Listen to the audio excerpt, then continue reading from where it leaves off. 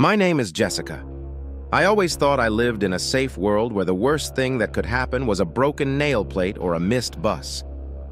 My story began when I moved to the small town of Brockton. The town seemed like the perfect place to start a new life. Quiet streets, friendly neighbors, perfect homes. But I had no idea that something terrible was hiding behind this idol. It was the day I moved into my new house, an old two-story cottage, cozy and furnished with antique furniture. It looks like an ideal place for a quiet life. The first suspicious thing was that the neighbors avoided direct contact with me. They greeted each other politely, but quickly looked away and hurried on their way. I chalked it up to their shyness and didn't pay much attention, but at night, everything changed. I woke up to a strange sound, similar to the grinding of metal. It was coming from the basement. I broke out in a cold sweat, but I decided it was just my imagination and went back to bed. The next night, the sound came again, but this time it was clearer and much closer. I couldn't ignore it any longer. Taking a knife for self-defense from the kitchen, I slowly went down the stairs. The light in the basement wasn't working, so I turned on the flashlight on my phone. The screeching continued, but now it was accompanied by a soft whisper. I opened the basement door and saw something that made my hair stand on end. In the corner, tied to a chair, sat a girl. She looked exhausted and beaten, her clothes covered in blood. She raised her eyes at me, full of fear and pain. I realized that this was not an accident, it was planned, and I was now involved in this horror. It was just the beginning. Little did I know that Brockton was home to a serial killer, and now I was his next target. I stood there, paralyzed with terror, unable to believe my eyes. The girl was looking at me, her lips were moving, but no sound reached my ears. I slowly came closer, trying not to make too much noise. Her voice was weak, barely audible. "Help," she whispered. I quickly looked around for any tool or means that could help her free herself. Suddenly, I heard footsteps upstairs. My heart beat faster. I realized that the killer was coming back. There was no time to think. "You should be quiet," I whispered, pulling a knife from my belt. "I'll come back for you." She nodded, and I quickly made my way back up to the first floor, trying not to make any noise. I jumped into a closet in the hallway, hoping I wouldn't be found. The footsteps came closer, and I held my breath. The man entered the house, muttering something under his breath. I couldn't see his face through the gaps in the closet, but he looked big and dangerous. He passed the closet and went down to the basement. After a few seconds, I heard her screams, full of despair and pain. I knew that I could not remain inactive. I came out of my hiding place and started looking for my phone to call the police. But my phone was in the bedroom on the second floor. Each step up seemed like an eternity. When I finally reached my room, I grabbed my phone and quickly dialed 911. "Brockton Police, how can I help you?" answered the operator. "I need help. There's a serial killer in my house. There's a girl in the basement. He's with her now. Please send someone immediately," I whispered, trying not to give away my location. "We are sending a patrol to your address. Stay in touch and try to find a safe place," the operator said. I heard the basement door open again. The man was returning. I quickly hid under the bed, holding my breath. He entered the room and I saw his feet. He stopped, then began to look around the room. I realized that my life now depended on whether I managed to remain unnoticed until the police arrived. I was lying under the bed, trying not to breathe, listening to the steps of the killer, who were getting closer to me. He muttered something under his breath as he looked around the room. I saw his legs moving, searching for something, and my heart was pounding in my chest as if it might explode at any moment. Finally, he stopped at the door, taking a deep breath. I thought he let out a disappointed sigh and then began to slowly make his way back down the stairs. I stayed under the bed for a few more minutes, waiting until I heard the sound of police sirens. Time dragged on for an unbearably long time, but in the end, I heard the long-awaited sound. Police sirens pierced the silence of the night, and I felt some of the tension leave my body. I carefully crawled out from under the bed and rushed to the window to signal the police. When I opened the window, I panicked. The police were still on the road, and the killer could hear them approaching. I quickly ran out of the room and started to go downstairs, but suddenly stopped halfway. The basement was open, and I heard his footsteps quickly approaching the stairs. "They are already here," I thought. "I have to find a safe place." I ran out into the backyard and hid behind the bushes, praying the killer wouldn't see me. Police cars pulled up in front of the house and I heard the officers yelling orders. They entered the house and I heard shots. Everything mixed into one chaotic noise. Finally, after what seemed like an eternity, one of the police officers found me. "Are you okay?" he asked, helping me up. "There's a girl in the basement," I said, trying to hold back tears. "He's holding her hostage." The policeman nodded and signaled to his colleagues. They quickly entered the house and found the girl. She was alive but badly injured. She was immediately sent to the hospital. The murderer was arrested, but the feeling of fear did not leave me. I knew that this night would leave its mark on my life forever. I had witnessed true evil, and now I would have to live with that knowledge. After that terrible night, I returned to my house, trying to recover from what I had experienced. The police left him, but the fear remained. Every sound, every shadow made me shudder. I tried to find the strength to trust people again and live a normal life, but it was difficult. One day, a few weeks later, I decided to visit the hospital where the rescued girl was. Her name was Emily, and she looked a little better than when I first saw her. She was grateful that I had saved her, but I knew that she too would never forget what had happened. "How are you?" I asked, sitting next to her bed. "Better," she replied, trying to smile, "but it's still hard to sleep at night." "I know how you feel," I said. "It's hard for me too, but we have to stick together and help each other." Emily nodded, and we started talking about everything that happened. She told me more about the killer, how he kidnapped his victims and kept them in the basement before harming them. I felt chills on my skin listening to these terrible stories. "But you know what's worst?" she continued, looking straight into my eyes. "I was not his first victim, and, I'm afraid, not the last." These words made me think. The killer was arrested, but what if there were others working with him? What if this was just the beginning? I knew I couldn't just sit back and wait for something to happen. I needed to act. I decided I had to find out more about the killer and his possible accomplices. It meant going back to where it all began, the house where I found Emily. I knew it would be dangerous, but there was no other way out. I started my investigation from local archives and newspapers. Brockton had a long history, and I was hoping to find some clues about murders or disappearances that might be related to our case. The archivist, a local old man named Henry, was very helpful. He walked me through the mountains of documents, and we began to search. A few days later, I came across a series of articles that seemed suspicious to me. They talked about the disappearances of young women that had occurred in Brockton over the past 10 years. All these women disappeared without a trace, and no trace or suspect was ever found. This can't be a coincidence, I thought. Something is wrong here. I decided to talk to the families of the missing women to find out more. They might know something that wasn't mentioned in the articles. First on the list was the family of Maria Jenkins, who disappeared 5 years ago. Her parents still lived in the same house, and I went to live with them. Mrs. Jenkins opened the door. She looked exhausted, her eyes red from tears. She invited me inside, and we sat down in the living room. I explained who I was and why I came. "Maria was a beautiful girl," said Mrs. Jenkins, wiping away tears. "She would never leave without warning. We know something happened to her." "Did you notice anything suspicious prior to her disappearance?" I asked. "Yes, there was one thing," she replied, looking thoughtfully out the window. "She said someone was watching her. We thought it was just her imagination, but now I'm not sure." This was an important clue. I realized that the killer or his accomplices could have been watching their victims before abducting them. I needed to know more. I continued my investigations by meeting other families and gathering information. Each new detail confirmed my suspicions. There was a group of assassins operating in Brockton, and they were experienced and very careful. But I decided that I would not stop until I exposed them and put an end to this horror. My determination to expose the killers grew stronger after each conversation with the families of the missing women.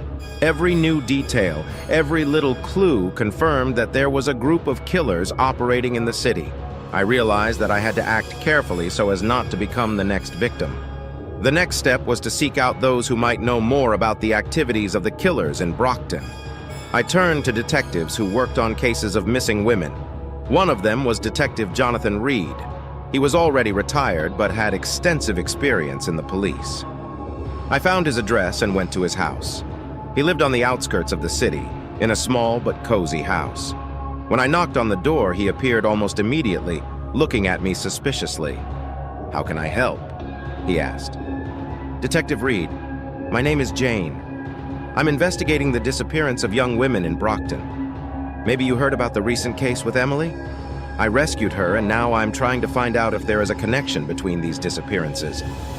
He listened carefully to me, then invited me inside. We sat down in the kitchen, and I began to tell him everything I had learned. "You are very brave," he said when I finished. "But you should know that it is extremely dangerous." "I understand, but I can't just sit back," I replied. "I must find them and stop them." He sighed and nodded. "Okay, I'll help you. I have some old files and contacts that might be useful, but promise to be careful." I agreed, and he started sharing information with me. It turned out that there were suspicions about the existence of a secret organization that kidnapped and killed women. They acted carefully, leaving a minimum of traces. "We believe they had informants in town," Detective Reed said. "This may explain why they always knew when the police were approaching." This was an important clue. I realized that I should be especially careful who I trust. I decided to go back to the house where I found Emily and investigate further. Maybe I missed some clues or hints. I returned to the house where I found Emily, feeling anxious again. This place was abandoned, but I knew there might be important clues left here. The courtyard was overgrown with weeds, and the windows were boarded up. I carefully entered inside, looking around. The house looked just as awful as it had in my memory. The basement was still open, and I felt a chill on my skin again. I went downstairs, lighting the way with a flashlight. The basement was dark and damp, and I tried not to focus on the horrible memories. I began scanning the room for any clues that might lead me to the killers. There were various tools on the walls, but nothing suspicious. Then I noticed a small door in the corner that I hadn't noticed before. It was half open, and behind it a staircase could be seen going down. I gathered all my courage and went down the stairs. It was another basement, even deeper and darker. I saw an old table with papers and photos on it. They were terrible. Photographs of women bound and immobilized, their faces full of fear. Emily was among them. I quickly took pictures of the evidence on my phone, trying not to touch anything. I knew it could be important to the police. Then I noticed a list of names on one of the sheets. These were the names of women I already knew and a few more I hadn't heard of. Suddenly, I heard footsteps upstairs. Someone entered the house. My heart froze, and I realized that I had to hide.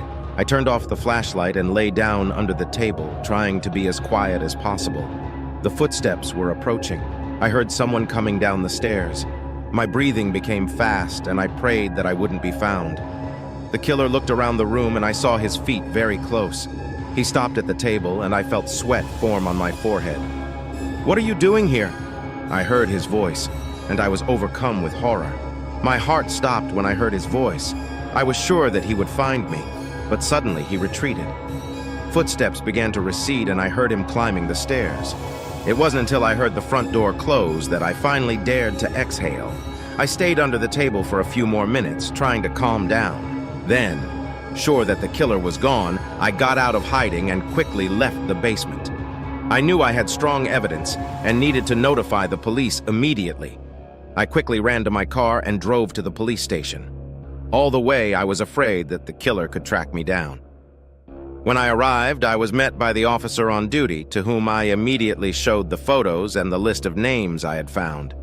They quickly called together a team of detectives, and I was invited into the interrogation room, where I told everything I saw and found. Among the detectives was Jonathan Reed.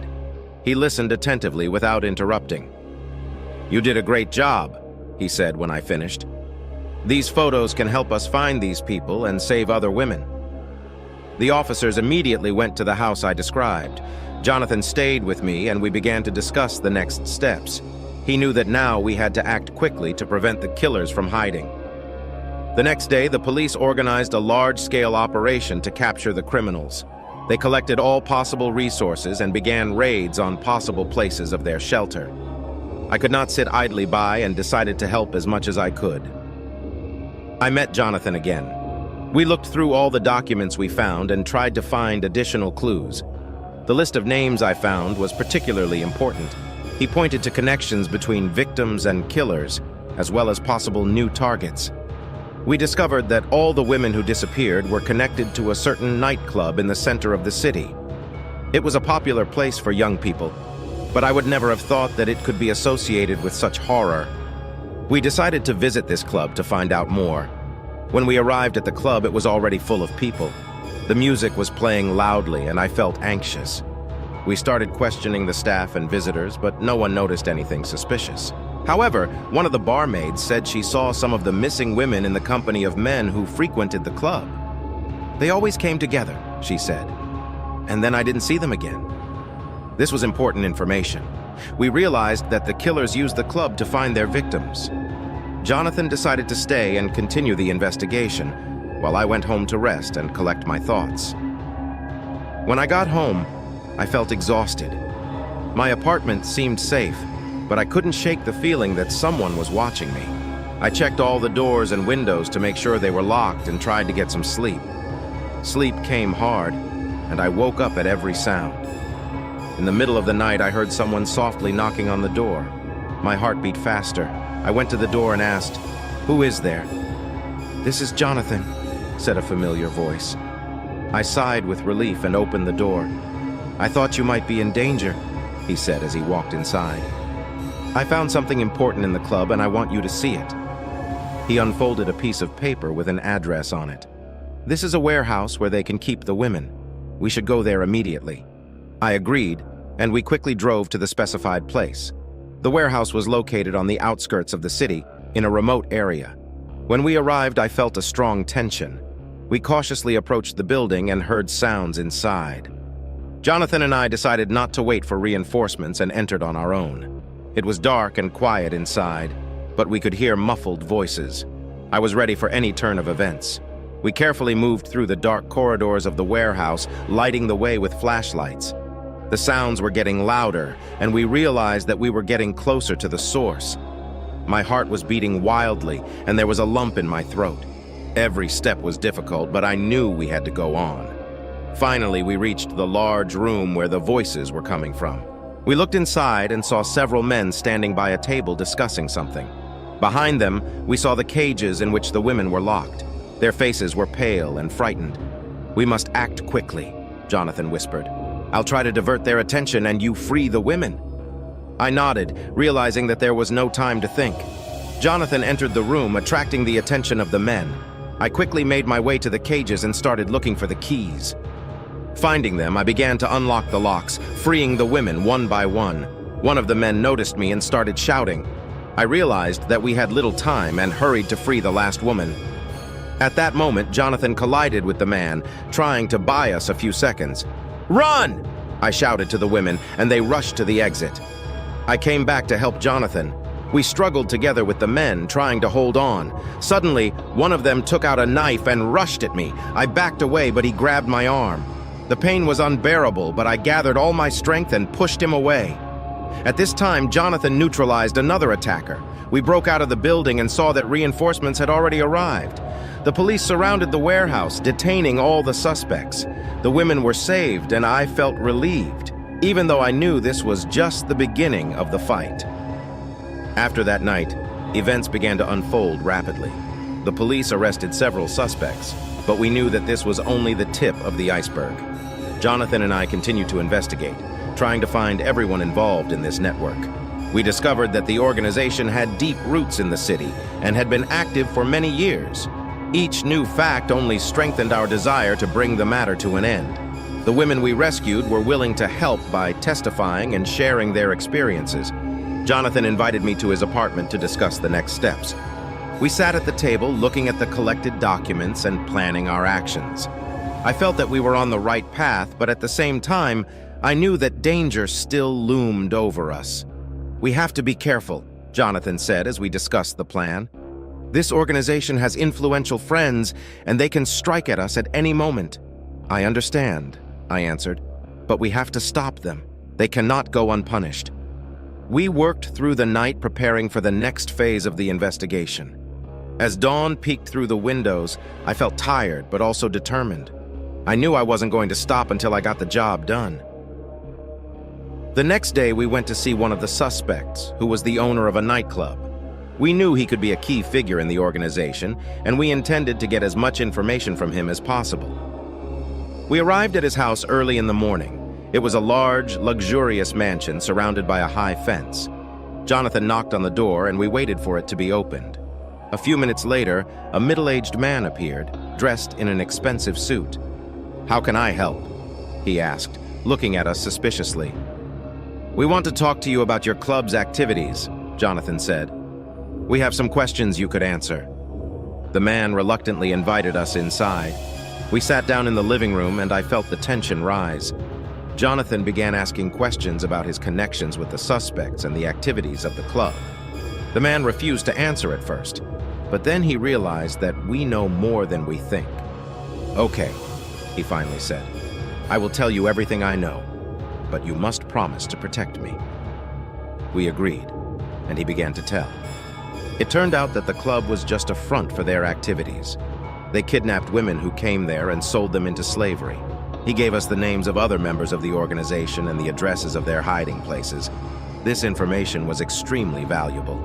We thanked him and immediately left for the police to hand over all the evidence we had collected. Jonathan knew that we now had enough information to launch a massive operation against this organization. The police immediately launched an operation to arrest the suspects at the addresses we provided. It was a large-scale operation that required the coordination of many units. Jonathan and I were at the center of events, following the development of the situation. I could not get rid of the anxious feeling. Are we missing something important? Will we have time to save everyone who is being held captive? These thoughts did not give me peace, but I knew that we must continue the fight. The first objects were captured without any particular problems. Police broke into houses and warehouses, detaining suspects and freeing victims. However, one of the addresses turned out to be empty, which made us nervous. "They could have learned about our plans," Jonathan said. "We must be ready for any development of events." Finally, we reached the last object, an old abandoned warehouse on the outskirts of the city. This was the place where, according to our informant, the most women were kept. When we arrived, we were met by armed men guarding the building. The police surrounded the warehouse, preparing for an assault. Jonathan and I also joined in, ready to help. The sound of gunshots and screams filled the air as we stormed inside. It was clear that this place was a real stronghold of criminals. Chaos reigned inside the warehouse. The police and the guards of the criminals fought for every meter of space. I saw some of our men fall, wounded or killed. It was hell on earth, but we couldn't back down. Jonathan and I made our way forward, looking for women. In the dark corners of the warehouse, we found locked rooms where they were kept.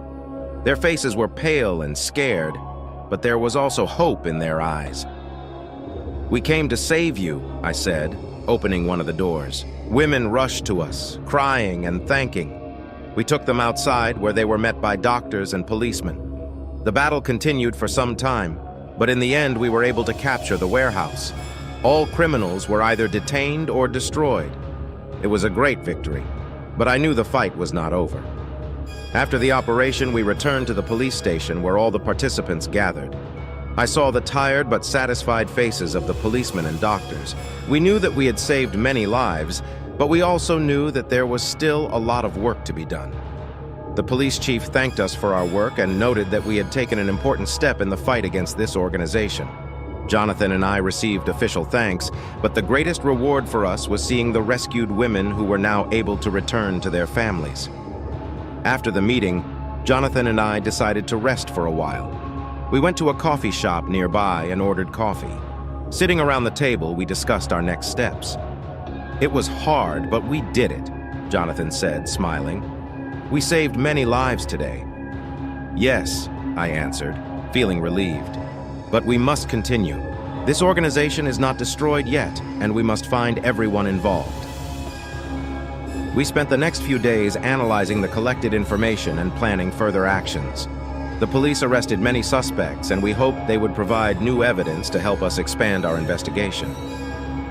One evening, when we were getting ready to finish our work, one of the detectives approached us. He had a worried look on his face. "You should see this," he said, handing us a folder of documents. We opened it and saw pictures taken at the club where it all started. One of them depicted a man whom we did not recognize. "Who is this?" I asked, looking at the detective. "This is one of the leaders of the organization," he answered. "We found these photos on the computer of one of the suspects. He works under different names and has always evaded arrest. We realized that we had a real enemy in front of us and decided to immediately start the search. He was the most dangerous and cunning of all that we had pursued, and we knew that we were in for a serious fight. Our new enemy was cunning and dangerous. We began to gather information about his past and learned that he used several different names and lived a lavish lifestyle, hiding his true intentions. His real name was Michael Rains. Jonathan and I decided to act quickly. After gathering all possible information about his whereabouts, we set out for his last known address. It was a huge, luxurious villa on the outskirts of the city. When we arrived, we were greeted by closed gates and security. We introduced ourselves and said we had a search warrant. The guards reluctantly let us in. It was quiet and peaceful inside the villa, like a trap waiting for its victims. We split up, searching each room for Michael. I was studying the spacious living room when I heard a noise from the next room. There was Jonathan, who found the hidden entrance to the basement. We went down there carefully, knowing that Michael might be armed. The basement was dark and damp, like a labyrinth with many rooms and corridors. We moved forward, relying on the weak light of the lanterns. Time seemed to drag on forever as we searched for our enemy. Suddenly, we heard screams. We ran to the sound and found the room where Michael was holding the women captive. They were tied up and scared. We immediately cut their ropes and set them free. "Michael is here somewhere," said one of the women, trembling with fear. "He said he wouldn't let us escape." We knew we had to act fast. We brought the women to the surface, where they were met by the police and medics. Then they went back to the basement to find Michael. We finally found him deep in the basement in a room that had been set up as his personal retreat. Michael sat at the table, smiling. "Do you think you won?" he said without getting up. "You are just pawns in my game." "Game over, Michael," I replied. "You are under arrest." He suddenly jumped out with his gun drawn, but Jonathan was faster. A shot rang out and Michael fell, wounded but alive. We immediately handcuffed him and brought him to the surface. This day was a victory for us, but I knew that our journey was not over yet. We saved many women and apprehended a dangerous criminal, but the organization he led still existed. I looked at Jonathan, who was standing next to me, tired but satisfied. We took a big step forward, and I knew that together we could continue this fight. "This is just the beginning," I said, looking at the sunset. "We will continue." Jonathan nodded, and we went back to work preparing for new challenges and victories.